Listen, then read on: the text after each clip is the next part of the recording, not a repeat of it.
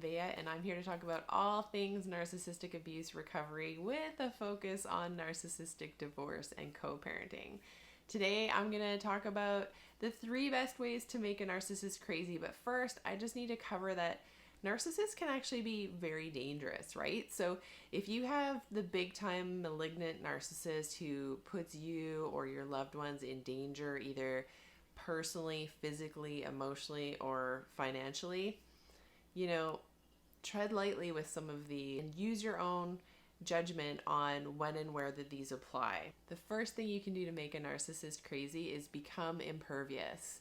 Start to behave as though they just don't matter. Narcissists require energy from other people to exist. So they're not connected to source in any way, and they're so ashamed and insecure they don't have any way of generating energy for themselves. They have to feed off of other people.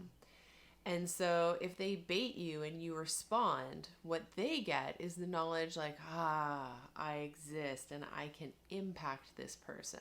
Therefore, I have importance. So with that understanding, never ever give them that sense of importance. What they do doesn't matter to you.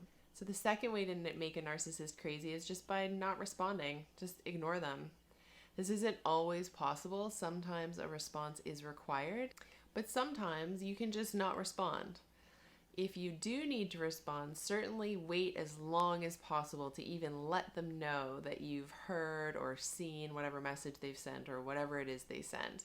Leave them hanging. Don't give them the knowledge that what they've done has impacted you or changed your thinking or changed your energy in your day at all.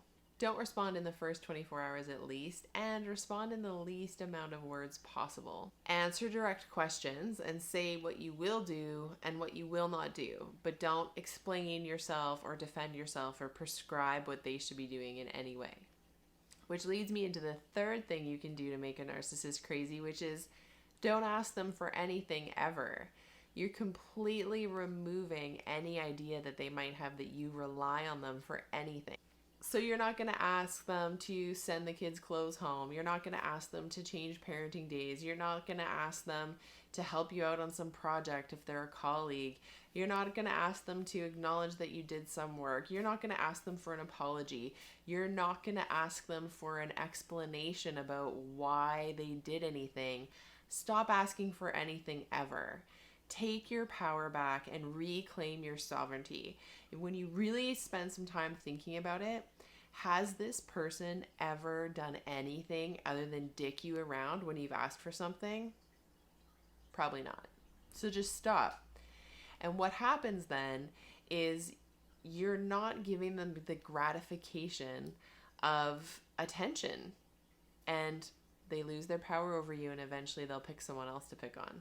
So I hope you found this information helpful. If you did, click like. It helps my channel, especially if you subscribe.